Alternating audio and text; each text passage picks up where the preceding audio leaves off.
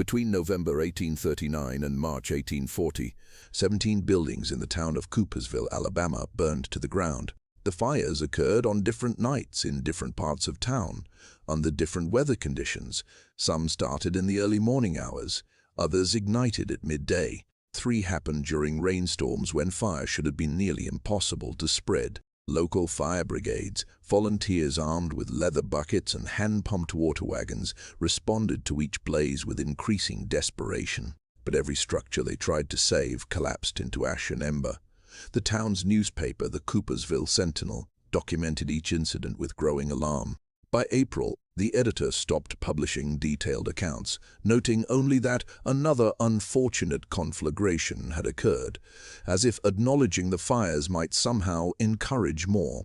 What the newspaper never reported, what was only discovered decades later in private correspondence between the town's wealthiest residents, was that every single building that burned had one thing in common. They all belonged to men who'd made their fortunes in the slave trade. Auction houses, broker offices, the homes of traders who'd grown wealthy buying human beings in Virginia and selling them deeper south. Even the town's bank, which financed slave purchases, went up in flames on a windless February night, taking with it ledgers that documented thousands of transactions in human flesh. Insurance investigators from Mobile arrived in the spring of 1840, suspicious of the pattern. They interviewed residents, examined burn sites, studied weather records, analyzed accelerant residue. Their conclusion, written in careful legal language and preserved in the Alabama State Archives, was chilling. The fires were deliberate, methodical, and demonstrated sophisticated knowledge of building construction, wind patterns, and combustion dynamics. Whoever set them understood exactly how to make wooden structures burn fast and completely, leaving minimal evidence. But here's what made the situation truly impossible to comprehend. During the same 5-month period, Coopersville's slave population never once attempted escape.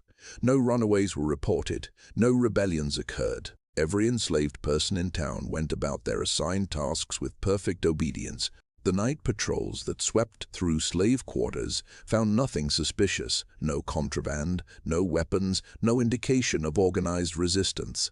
And yet, 17 buildings burned, and the man responsible walked among them every single day, invisible despite being in plain sight.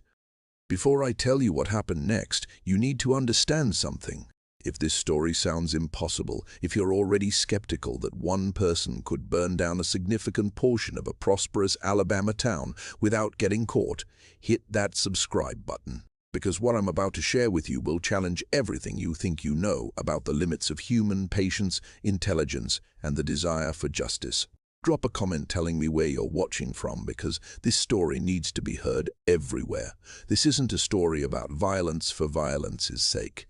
This is a story about precision, about a mind so sharp and so disciplined that it could plan and execute a campaign of destruction that baffled some of the best investigators in the South. And it begins not with fire, but with a boy watching his mother being sold away from him forever. Court records from Madison County, Virginia, dated July 3, 1822, document the estate sale of a tobacco planter named Josiah Weatherby.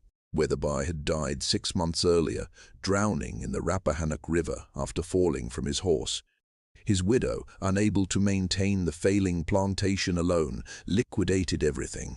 The land sold for $2,400.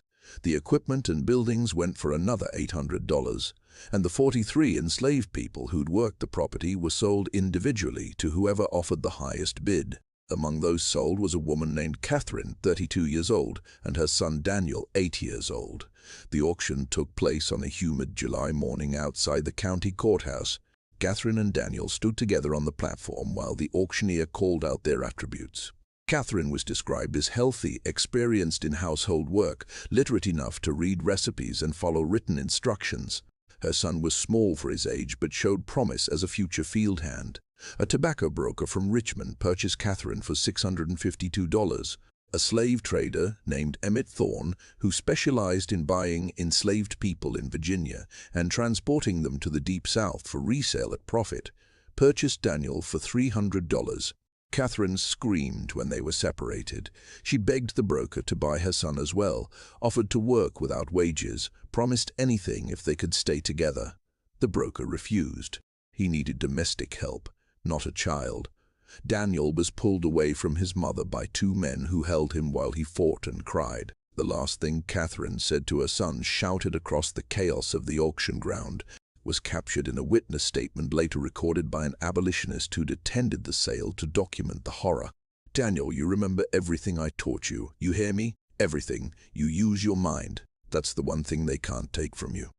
Daniel Thorne took his new owner's surname, as enslaved people often did, was loaded into a wagon with 17 other children and adolescents, and transported south. The journey took 3 weeks, moving through North Carolina, South Carolina, Georgia, and finally into Alabama. They traveled in chains, sleeping in open fields or in the slave pens that dotted the major trading routes. The children who cried were beaten. Those who refused to eat were forced. One boy, no more than 6, died of fever near the Georgia border and was buried in an unmarked grave by the roadside. Daniel didn't cry. He'd cried himself empty during the first 2 days, and then something in him had gone still and cold. He watched everything with a strange intensity that made even the slave traders uncomfortable.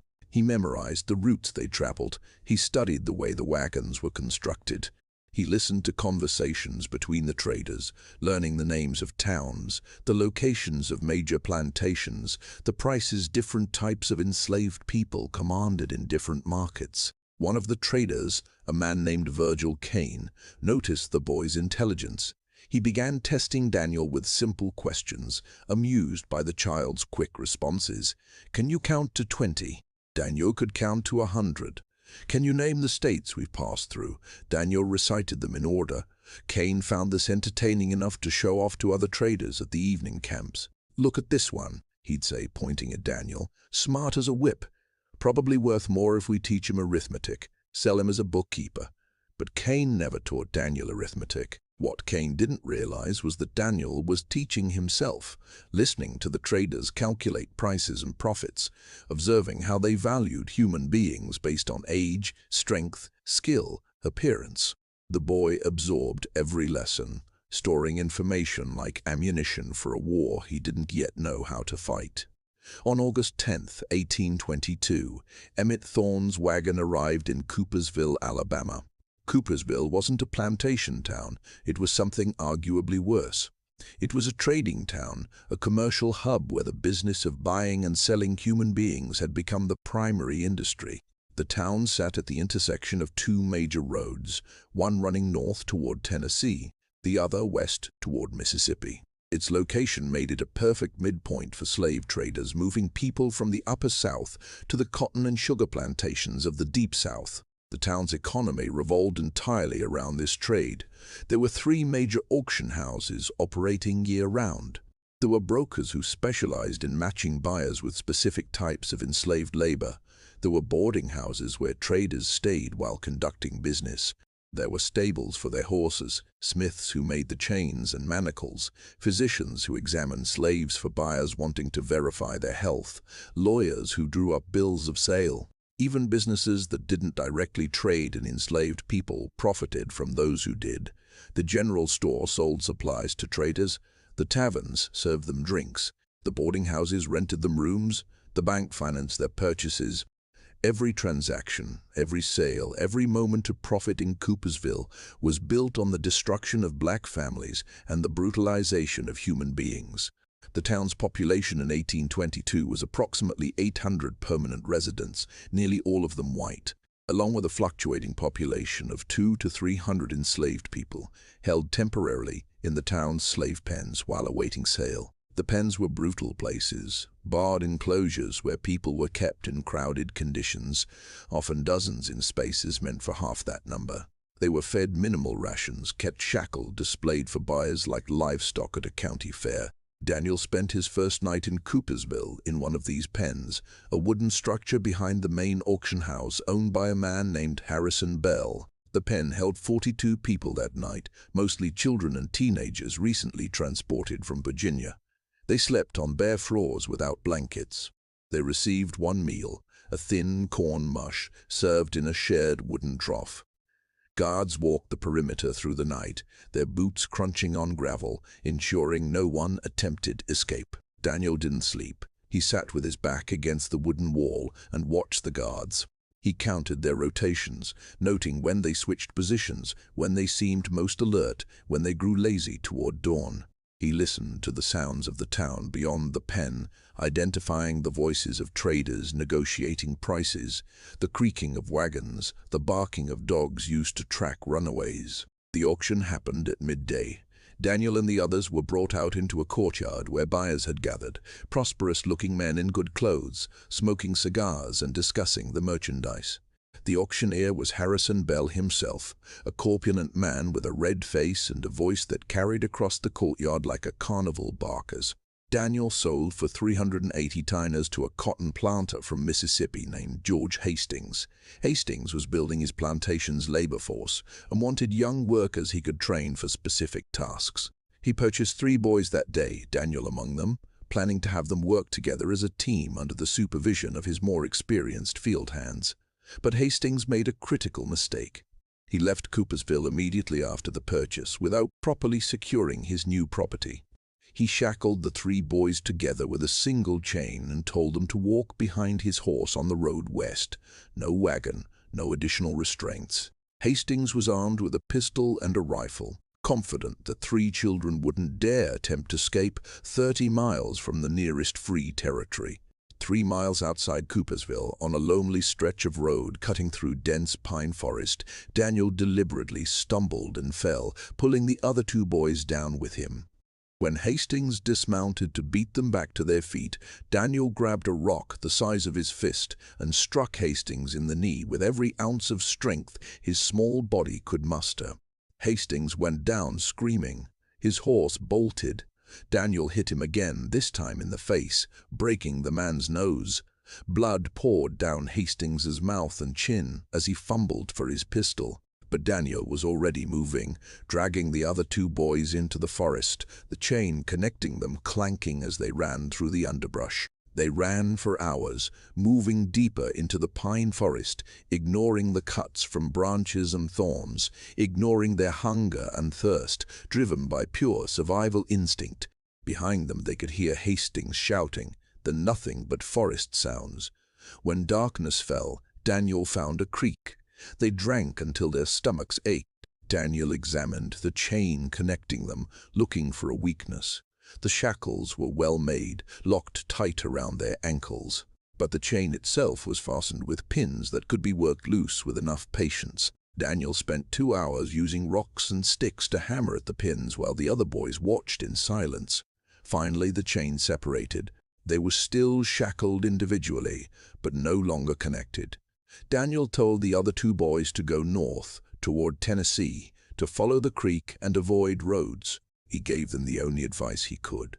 Stay in the woods, travel at night, trust no white person. They left, disappearing into the darkness, and Daniel never saw them again. But Daniel didn't go north. He turned back south toward Coopersville, moving through the forest like a small ghost. It made no logical sense.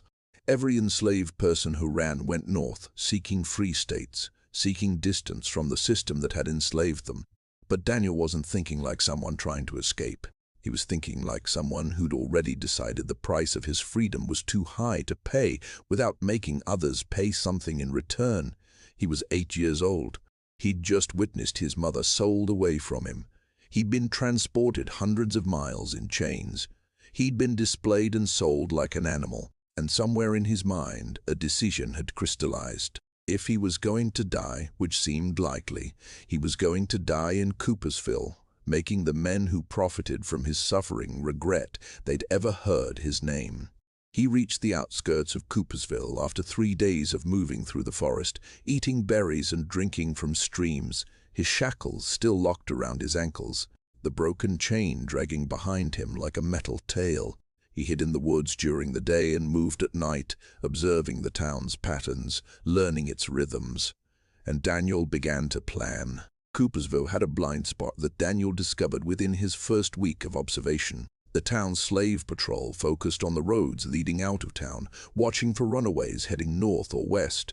They monitored the auction houses and slave pens carefully, counting bodies, ensuring inventory matched ledgers.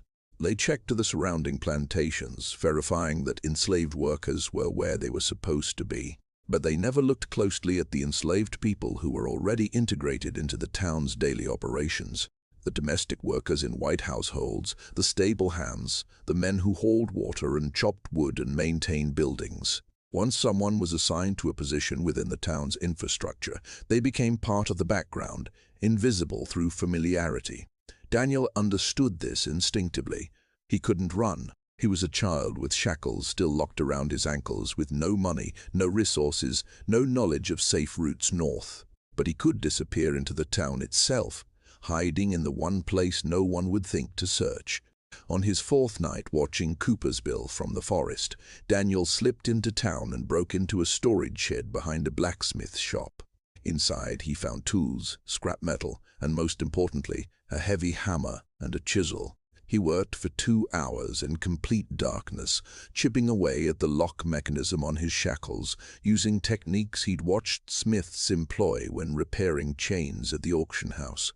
The metal was thick, but the locks were simple. When the first shackle finally clicked open, Daniel's ankle was raw and bleeding, but free. He removed the second shackle more quickly, now understanding the mechanism. He buried the shackles and chain in the soft earth behind the shed, covering them with dead leaves. Then he found a set of old clothes hanging from a nail, oversized pants and a shirt that had belonged to the blacksmith's apprentice. Daniel put them on, rolling up the sleeves and pant legs. In the darkness, he looked like any other enslaved boy doing errands for his master. And then Daniel did something that demonstrated either genius or insanity. He walked directly to Harrison Bell's slave pen, the same pen where he'd been held before being sold to George Hastings, and presented himself to the night guard as a runaway who'd returned voluntarily. The guard, a lazy man named Porter who spent most of his shifts drinking whiskey and sleeping, was confused. He didn't remember this particular boy, but dozens of enslaved people passed through the pen every week. The boy claimed he'd run from a plantation east of town, had gotten scared, and wanted to turn himself in before the dogs found him. The story was plausible enough. Runaways did sometimes return voluntarily, terrified of the punishments they'd face if caught. Porter shackled Daniel and threw him into the pen with the current occupants. He made a note in his log that a runaway had returned, but he didn't bother reporting it to Bell until morning. By then, Daniel had already begun the next phase of his plan. When Harrison Bell arrived at the pen the following day and saw Daniel, he didn't recognize him. Bell saw hundreds of enslaved people every month. One 80-year-old boy looked much like another to him. Daniel claimed he'd run from a small farm north of town, that his master had died, and he didn't know what else to do. Bell accepted the story without investigation. An unclaimed slave was still property that could be sold. He added Daniel to his inventory and assigned him to work around the auction house until a buyer could be found. And just like that, Daniel was back inside the system, invisible and overlooked. For the next 11 years, Daniel lived in Coopersville as Harrison Bell's property. Bell never sold him. The boy proved too useful.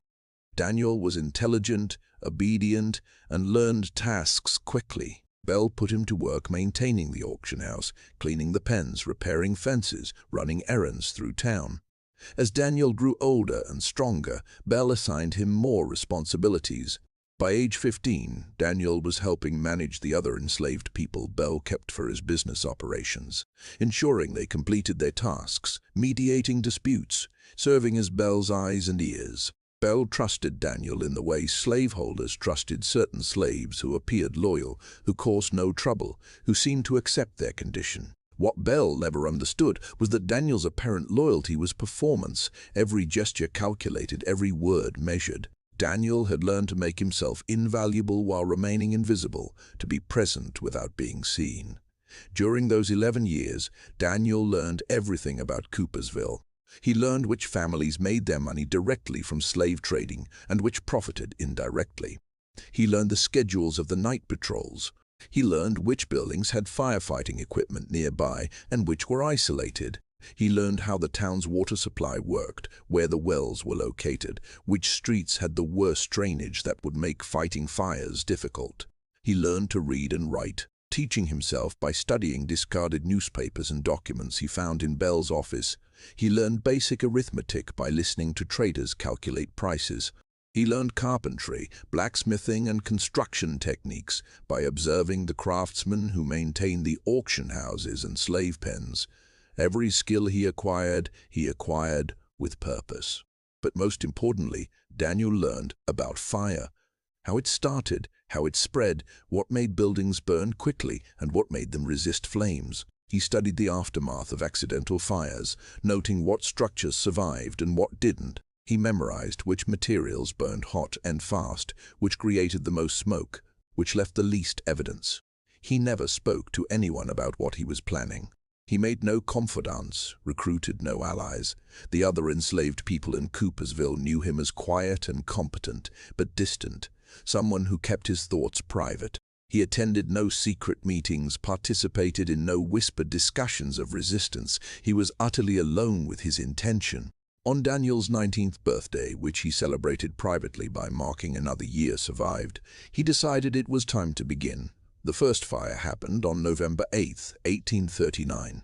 The building was a small broker's office on the eastern edge of town, owned by a man named Marcus Finley, who specialized in selling enslaved children separated from their families. Finley had been one of the men present at the auction, where Daniel himself had been sold to George Hastings 17 years earlier. Daniel remembered him clearly, remembered his voice describing children as prime investments because they could be trained for specific tasks. Daniel had been planning this specific fire for 2 months. He'd studied Finley's office during his errands through town, noting that it sat between 2 vacant lots, meaning flames wouldn't spread to neighboring buildings. The structure was old wood, dried by years of Alabama sun. Finley stored records in the building but kept no money there overnight. Most importantly, Finley's office had a crawl space beneath the floorboards where Daniel could work unseen. On the night of November 8th, Daniel waited until the town's streets were empty. He carried with him a small clay jar containing pine resin he collected and mixed with turpentine stolen from the auction house supplies. The mixture was highly flammable and would burn hot enough to ignite even green wood. He approached Finley's office from the rear, moving through the shadows between buildings. He slipped into the crawl space through a loose board he'd previously weakened. Once underneath the structure, he worked quickly and silently. He spread the resin mixture across the wooden floor joists in several locations, creating a pattern that would allow fire to spread evenly once ignited. He used strips of cloth soaked in the same mixture as fuses, laying them so they'd burn slowly from a single ignition point. Then Daniel struck a flame using a flint and steel. He lit the end of one cloth strip and immediately left the crawl space, replacing the loose board behind him. He was 3 blocks away, walking calmly back toward the slave quarters behind Bell's auction house, when he heard the first shouts of alarm. By the time the town's fire brigade arrived, Finley's office was fully engulfed. The flames had spread from the crawl space upward through the walls, consuming the structure from the inside out. Men formed bucket chains from the nearest well, but the water they threw on the fire seemed to evaporate before it could make a difference. The building burned completely to the ground. All that remained by dawn was a blackened foundation and twisted metal from the furniture. The town constable, a man named Deacon Walsh, investigated the following day. He examined the ruins, looking for signs of arson. But Daniel had been careful. The resin mixture burned completely, leaving no chemical residue that Walsh would recognize. The fire had been so hot that it destroyed most evidence of its origin. Walsh concluded it had likely started from a lamp left burning, though Finley insisted he'd extinguished all lights before locking up. The investigation closed within a week. Finley collected insurance money and began planning to rebuild.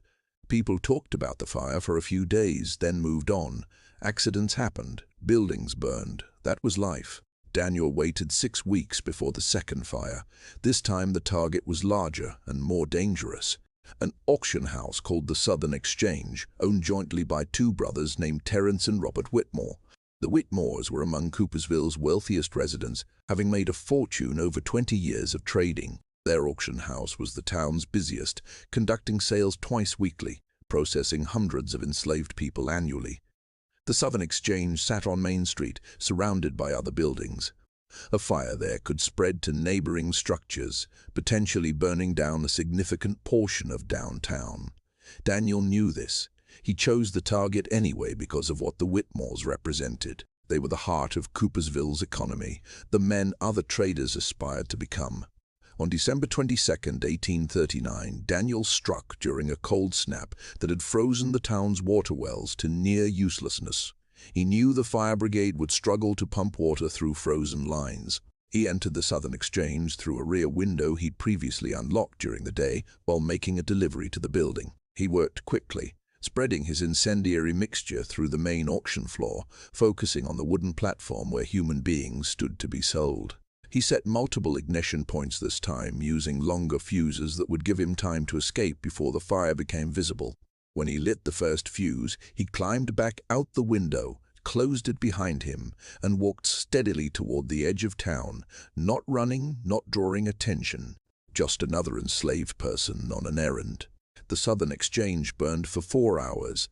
Despite frantic efforts by the fire brigade, the frozen water lines made it impossible to generate sufficient pressure.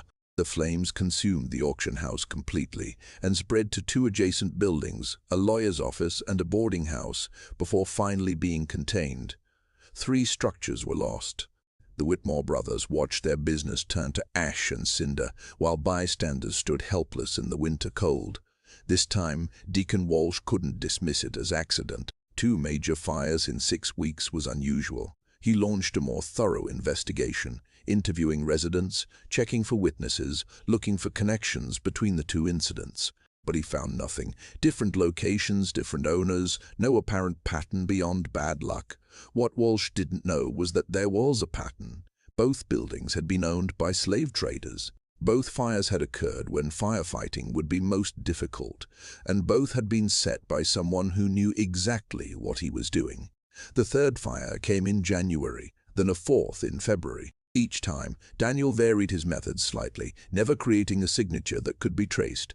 Sometimes he entered buildings directly, sometimes he worked from beneath or above. Sometimes he used his resin mixture, sometimes he relied on pure accelerants stolen from various sources around town. He never rushed. He never took unnecessary risks.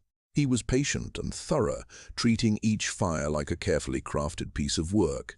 By March 1840, Coopersville was in a state of barely controlled panic. 11 buildings had burned, all of them owned by men involved in the slave trade.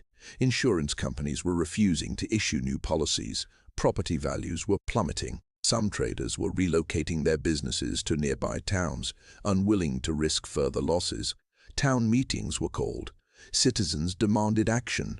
The fire brigade was expanded and put on constant alert. Night patrols were increased. Guards were posted at vulnerable buildings.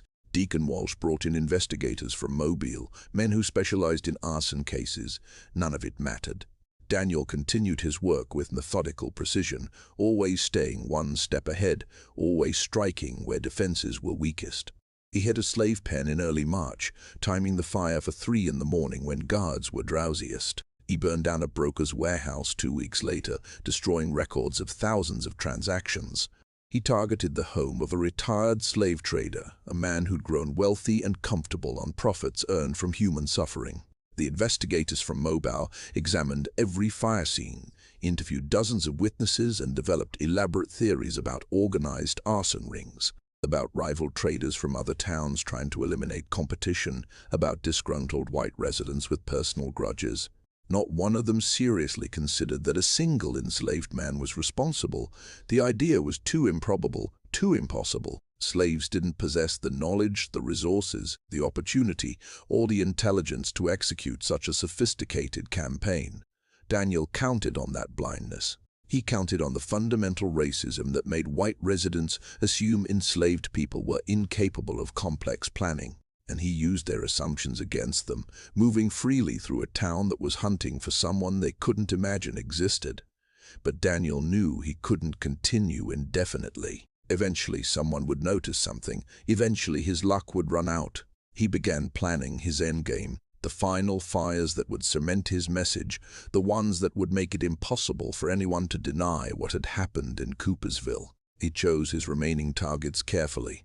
6 buildings, all symbols of the town's wealth and power, all owned by men who'd grown rich from the suffering of people like his mother, like himself, like the thousands who'd passed through Coopersville's auction houses and pens. And on March 15th, 1840, Daniel set all 6 fires on the same night. The night of March 15th, 1840, was moonless and humid.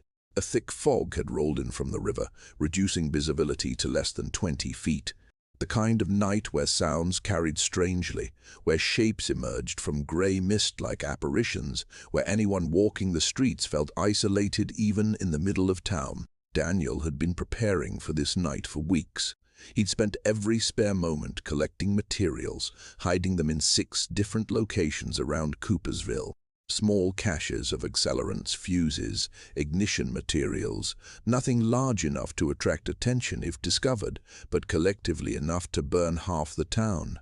His targets were precise. Harrison Bell's main auction house, where Daniel himself had been processed and where hundreds of families had been torn apart. The Coopersville Bank, which financed slave purchases and held mortgages on human beings as collateral. The offices of the town's largest slave broker, a man named Coleman Garrett who'd built a mansion on the eastern hill overlooking town, paid for with blood money. The stable and warehouse complex owned by the Whitmore brothers, rebuilt after their auction house had burned. The home of Judge Theodore Parkes, who'd spent 20 years ruling that enslaved people had no legal rights and who'd sentenced runaways to brutal punishments.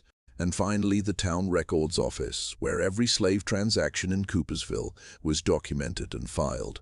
Daniel began his work at midnight. He moved through the fog-like water, invisible and fluid. He'd timed everything precisely, calculating how long each fire would take to ignite and spread, staggering the ignition so that by the time the first fire was discovered, the others would already be burning, forcing the town's firefighting resources to fragment. The first fire he set was at the records office, a small building near the courthouse.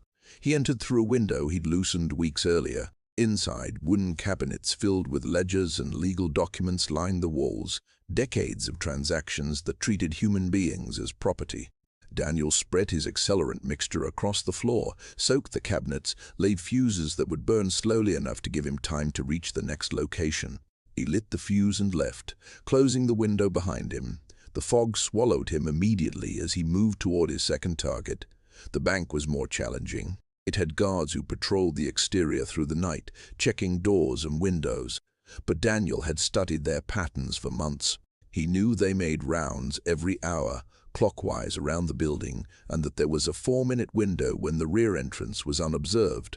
He waited in the fog, counting seconds in his head, then slipped to the back door and worked the lock with tools he'd made himself.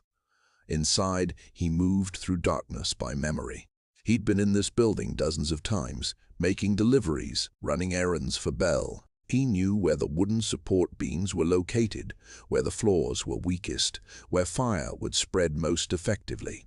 He placed his materials strategically, creating a pattern that would cause the structure to collapse inward once the flames weakened the supports.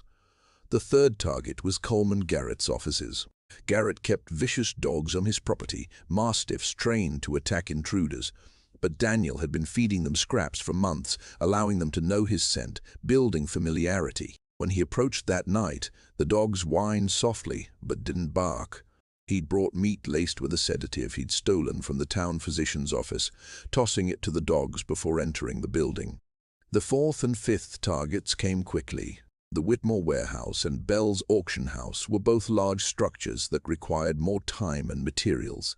Daniel worked with steady hands, never rushing, never making mistakes. He'd rehearsed these movements in his mind thousands of times. Every action was deliberate and efficient. The final target was Judge Parkes's home. This was personal. Parkes had presided over countless cases where enslaved people were denied basic humanity, where runaways were sentenced to brutal whippings, where families were legally separated. Daniel had sat in Parkes's courtroom once, watching a mother plead for her children.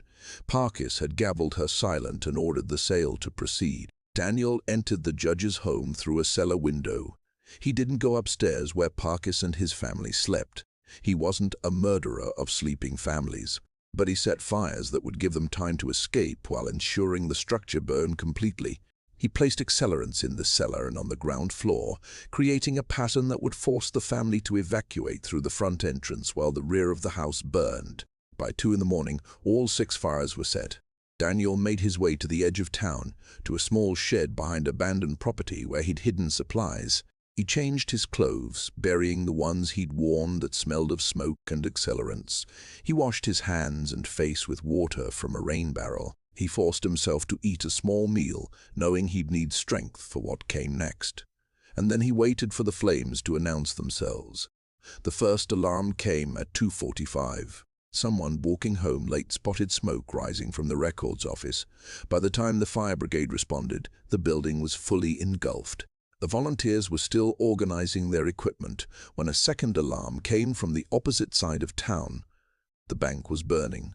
Then a third alarm. Then a fourth. Within 20 minutes, 6 different fires were raging across Coopersville, each one demanding immediate attention, each one consuming structures faster than water could be applied. The town descended into chaos. People poured into the streets, some trying to fight fires, others just standing in shock watching their town burn. The fire brigade fragmented, trying to respond to multiple emergencies simultaneously.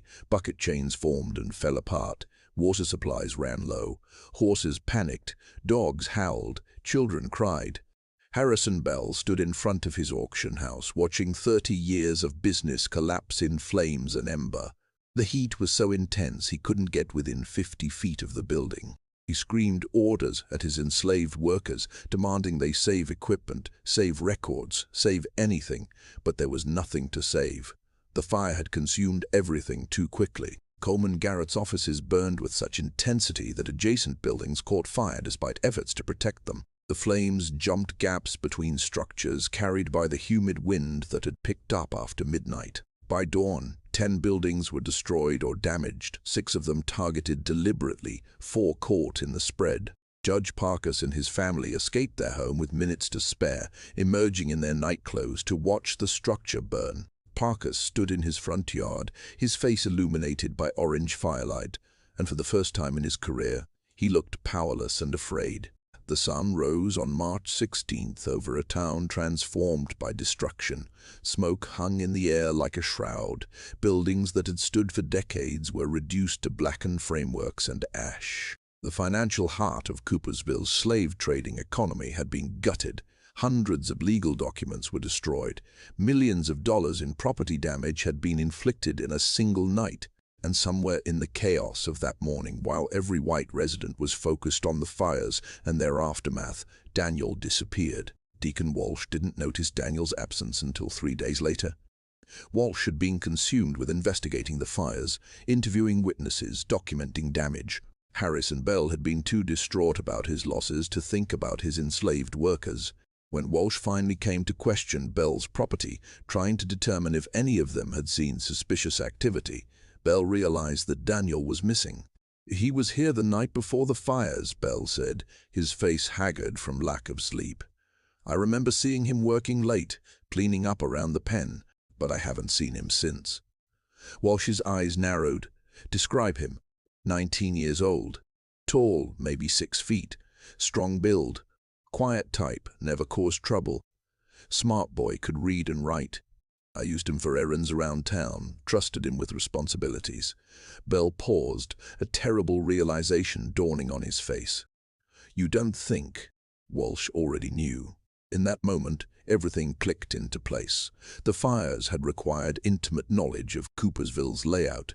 They'd required access to buildings. They'd required someone who could move through town without attracting suspicion. Someone who'd been present for months, learning, planning, preparing. "Get me every record you have on this, Daniel," Walsh said. "Every sale document, every note, everything." But Bell's records had burned in the auction house fire, along with most of Coopersville's slave trading documentation, which meant there was almost nothing official to work from. Walsh launched the most intensive manhunt the county had ever seen. He mobilized every available man, armed them, sent them out in groups to search the surrounding countryside. He brought in tracking dogs from 3 different plantations. He posted notices offering the reward of $1,000, an astronomical sum, for information leading to Daniel's capture. The search lasted for weeks. They scoured the forests, checked every road, questioned people in neighboring towns. They investigated farms, plantations, anywhere Daniel might have sought refuge. They even sent riders north toward Tennessee, thinking he might have attempted to reach free territory. They found nothing. Not a track, not a witness, not a single clue to his whereabouts. Daniel had vanished as completely as if he'd never existed. The investigation revealed the full scope of what had happened. By interviewing Bell and reconstructing events, Walsh pieced together Daniel's story. The boy who'd been sold in 1822, the escape from George Hastings, the return to Coopersville under false pretenses, 17 years of living invisibly while planning revenge. Walsh obtained descriptions from people who'd seen Daniel around town. They described a quiet young man, unassuming, always working, never causing problems. No one remembered anything unusual about him. He'd been background noise, part of the scenery, overlooked and underestimated. The realization of what one enslaved man had accomplished sent shockwaves through the white community. Not just in Coopersville, but across the entire region. Newspapers picked up the story. The Montgomery Advertiser published a lengthy article titled "The Coopersville Conflagration, an Investigation into Organized Negro Arson." The piece got almost every detail wrong, attributing the fires to a conspiracy involving multiple slaves and possibly white abolitionists. But privately, among those who knew the truth, there was a different understanding. This hadn't been a conspiracy. It had been one person, acting alone, with nothing but patience and intelligence, who'd brought a prosperous town to its knees. The psychological impact was profound. White residents who'd felt secure in their dominance suddenly understood vulnerability. If one supposedly uneducated slave could do this much damage, what else was possible? Who else might be planning similar actions? Could the people they enslaved, the ones they saw every day and dismissed as property, actually be more intelligent and more dangerous than they'd ever imagined? Some plantation owners increased security dramatically, hiring more overseers, implementing stricter controls. Others sold their property and left the region entirely, unable to shake the fear that their own enslaved workers might be planning something similar. A very few, actually questioned whether the system itself was sustainable if it created this level of resistance and rage. Coopersville never fully recovered. The town's economy had been built on slave trading, and that infrastructure was now destroyed. Traders relocated to other towns. The auction houses that remained struggled to attract business. Property values collapsed. Many of the wealthiest families left, taking their money with them. By 1842, Coopersville's population had dropped by 40%. Buildings stood empty. Streets that had once bustled with commercial activity fell silent. The town had become a cautionary tale, a reminder of what could happen when the systems of oppression created someone with nothing left to lose and everything to avenge. But the mystery of what happened to Daniel remained unsolved. Sightings were reported for years afterward. Someone matching his description was allegedly seen in Mobile in 1841, in New Orleans in 1843, in Cincinnati in 1845, suggesting he'd made it to free territory. None of these reports were confirmed. Some believed he'd died in the wilderness, succumbing to exposure or hunger while fleeing. Others thought he'd been killed by slave catchers who never reported the capture because the reward had been posted by a town that could no longer afford to pay it. A few whispered that he'd made it north, had found freedom, and was living under a new identity somewhere beyond the reach of Southern law. The truth is, nobody knew, and that uncertainty, that inability to close the case, haunted the white residents who'd been involved. Deacon Walsh spent the rest of his career investigating leads that went nowhere. Harrison Bell died in 1848, having never rebuilt his business, haunted by the knowledge that the boy he'd trusted had destroyed everything he'd built. But there's one more piece to this story, one final detail that emerged decades later and might, just might, provide a glimpse of what became of Daniel. In 1886, 46 years after the fires, a journalist named Margaret Henley was researching a book about the slave trade in Alabama. She traveled through the Black Belt region, interviewing formerly enslaved people, collecting oral histories, trying to document stories that had never been officially recorded. Her work was unusual for the time, a white woman actually listening to and believing the testimonies of Black Americans. In a small community outside Montgomery, Henley interviewed an elderly woman named Esther Cole who'd been enslaved on a plantation near Coopersville before the war. Cole was in her 70s, her memory still sharp, her willingness to talk surprising. Most formerly enslaved people were cautious about sharing their stories with white journalists, never certain how the information might be used against them or their families. But something about Henley inspired trust. Maybe it was her genuine interest, or maybe Cole simply felt that enough time had passed that certain truths could finally be spoken aloud. The interview, preserved in Henley's notebooks, now held in the Alabama Department of Archives and History, covered many topics. But near the end of their conversation, Henley asked Cole if she'd ever heard of the Coopersville fires. Cole's expression changed. She was quiet for a long moment, then nodded slowly. "I was 17 when those fires happened," Cole said. "I wasn't in Coopersville itself, but on a plantation about 10 miles away. We heard about it. Everyone heard about it. The white folks were terrified for months afterward, seeing conspiracies everywhere, punishing people for nothing just because they were scared." Henley asked if Cole knew who'd set the fires. "Nobody knew for certain," Cole replied. "But there were stories. There was always stories among our people, passed along quietly, never spoken where white folks could hear. We heard about a young man named Daniel who'd lived in Coopersville for years. They said he was the one who burned it down. Said he did it alone, planned the whole thing himself, then disappeared like smoke." Henley pressed for more details. Did Cole know what had happened to Daniel? Cole hesitated. Then she said something that Henley wrote down verbatim, placing quotation marks around it to indicate the exact words. "My cousin knew a woman up in Ohio who ran a boarding house for colored people in the 1840s. This woman told my cousin that one day, maybe around 1841 or 1841, or 1842, a young man showed up at her door. He was thin, looked like he'd been traveling hard for a long time. He had money, though, enough to pay for a room and meals. He stayed for about 3 months, mostly keeping to himself, healing up, getting his strength back. The woman said he was educated, could read and write better than most white folks she knew. He helped her keep the boarding house accounts, organized her records." Cole paused, taking a sip of water. "One evening, this young man was sitting on the porch with a woman, and they got to talking about the South, about slavery, about resistance. And he told her a story about a town that had burned. He didn't say he'd done it exactly, but the way he told it, describing every fire in perfect detail, knowing things that only the person who'd set them would know, the woman understood. After he finished talking, she asked him his name, and he said, 'Daniel is dead.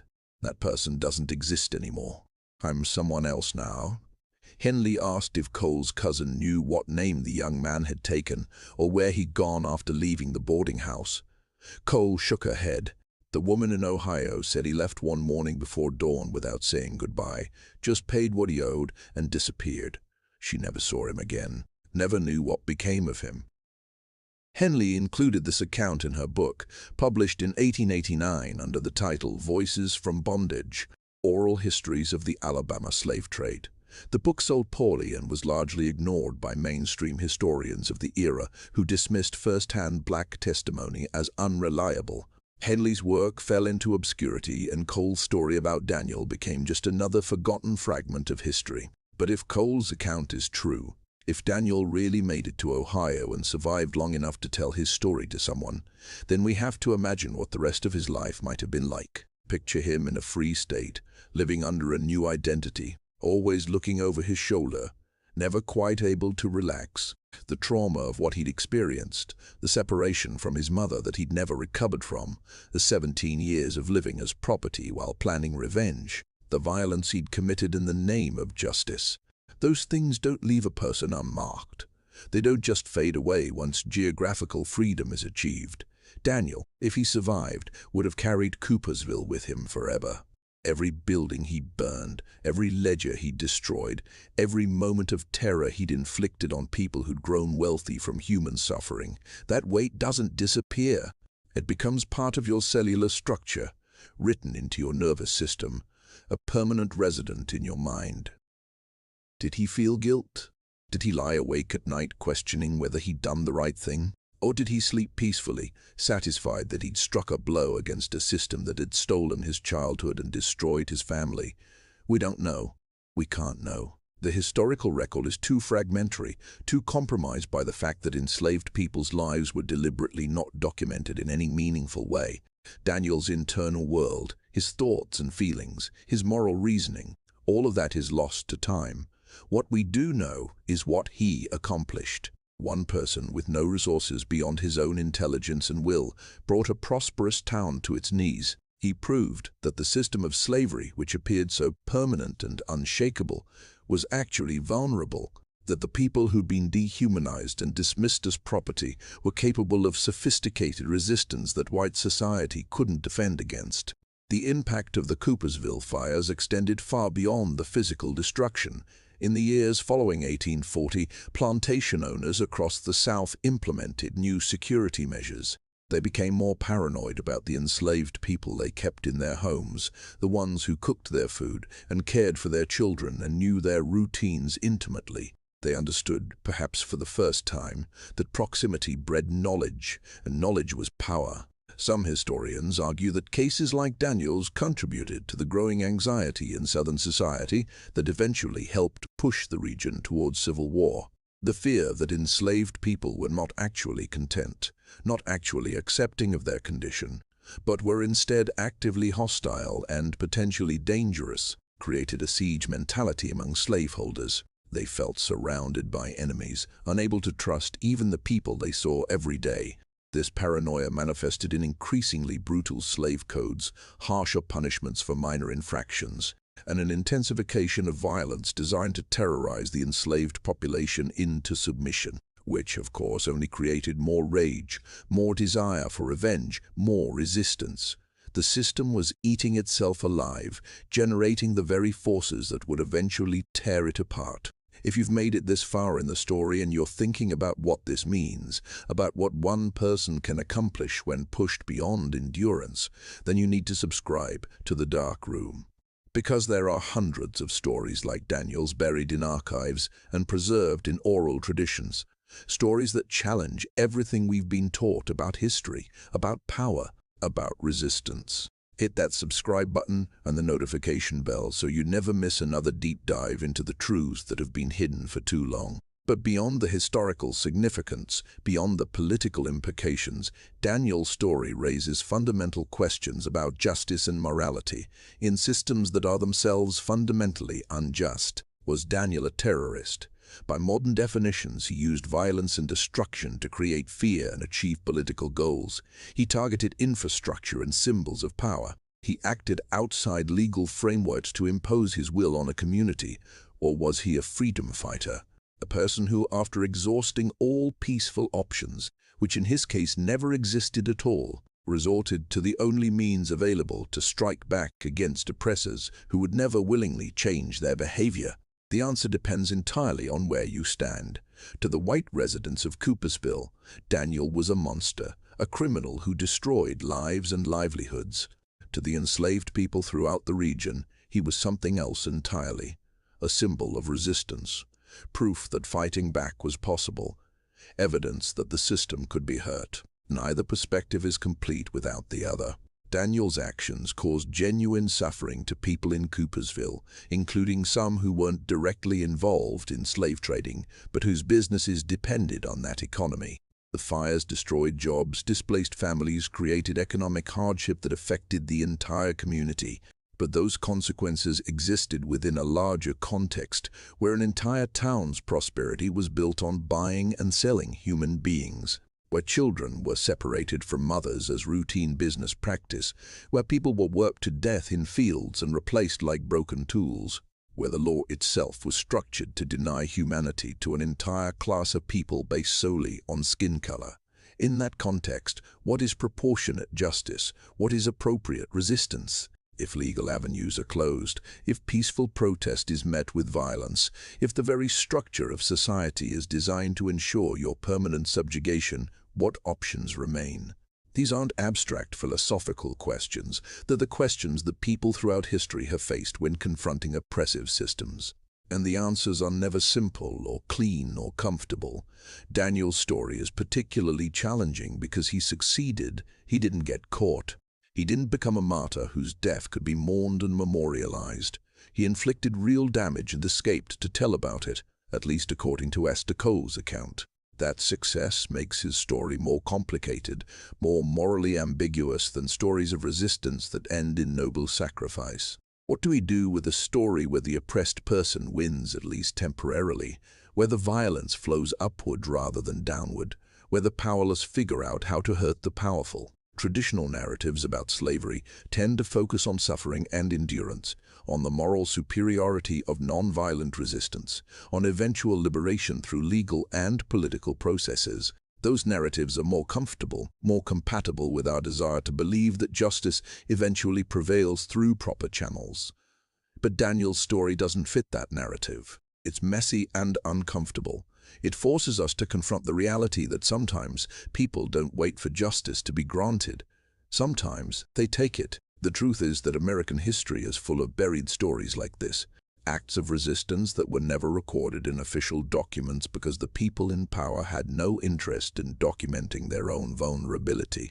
Moments when enslaved people demonstrated agency and intelligence and strategic thinking that contradicted the dehumanizing ideology used to justify their enslavement. These stories were suppressed not just because they were inconvenient, but because they were dangerous.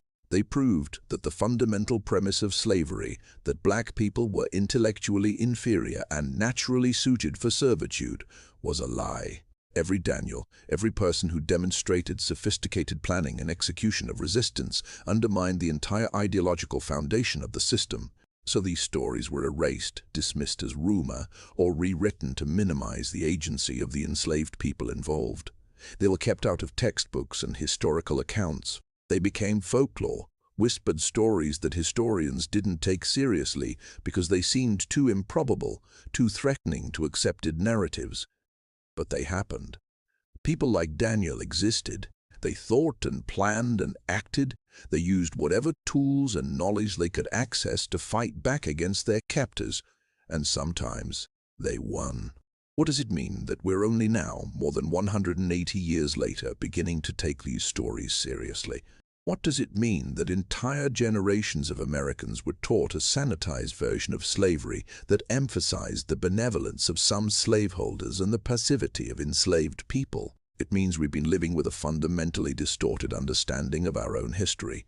We've accepted a narrative that was carefully constructed to make descendants of slaveholders more comfortable and to deny the full humanity and agency of black Americans. Daniel's story, whether it unfolded exactly as described or is a composite of multiple resistance narratives, stands as a correction to that false history. It says, they fought back. They were intelligent, they were strategic, they were willing to risk everything for justice and revenge, and sometimes they succeeded. The question that haunts me, and should haunt anyone who studies this period, is how many other Daniels were there? How many other stories of sophisticated resistance have been lost completely? How many people carried out acts of rebellion that we'll never know about because the records were destroyed or never created in the first place? We'll never know the full answer, but we know enough to understand that resistance was far more common, far more organized, and far more effective than traditional histories have acknowledged. So what happened to Daniel? Did he really make it to Ohio? Did he live out his years in freedom, carrying the weight of what he'd done? Did he find peace, or was he haunted by the fires and the faces of the people he'd hurt? Or did he die in the wilderness between Coopersville and Free Territory, his body lost to time and decomposition, his story surviving only in fragments passed through generations? I don't know. I can't know. And maybe that's fitting. Maybe some stories are meant to remain unfinished, to end with questions rather than answers. Maybe the uncertainty itself is part of the message. What I can tell you is this: Coopersville, Alabama never recovered its former prominence. The town still exists today, a small community bearing little resemblance to the bustling slave trading center it once was. If you drive through it now, you'll see quiet streets, old buildings, nothing to indicate the violence that occurred there or the person who brought it down. There's no historical marker commemorating Daniel, no monument to the fires. The story has been almost entirely forgotten except in academic circles and among descendants of the people who lived through it. But the story exists. It happened. One person, enslaved and supposedly powerless, waged a successful campaign of destruction against the system that had enslaved him. He planned for years, executed his plan with precision, and disappeared into history, leaving nothing behind but smoke and questions. That's worth remembering. Not because it provides easy answers, not because it makes us feel good, but because it's true. And truth, no matter how uncomfortable, is always worth preserving. So I'll ask you one final time, what do you think happened to Daniel? Do you believe he made it to freedom? Do you think he lived with guilt or satisfaction? Was he justified in his actions, or do you see his story differently? Leave your thoughts in the comments below. And if you believe stories like this deserve to be told, that hidden histories need to be brought into the light, share this video with someone who needs to hear it. Because the more people who understand the full complexity of our history, the better chance we have of creating a future that learns from it. See you in the next one.